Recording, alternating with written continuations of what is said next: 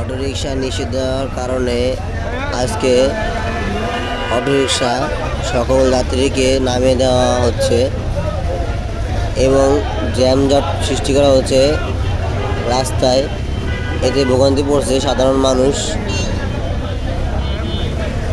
দেখেন একবারে এখান থেকে এই পর্যন্ত পুরা সিরিয়ালে সব জ্যাম। এই অটোরিকশা থামিয়ে থামিয়ে যাত্রীদেরকে নামিয়ে দেওয়া হচ্ছে। এতে মানুষই ভোগান্তি হয়, মানুষের চাকরি ঠিক সময় মতন যেতে পারে না। সবাইকে নামায়, যারা অটো চালায় তাদেরকে সবাইকে নামায় দেওয়া হচ্ছে।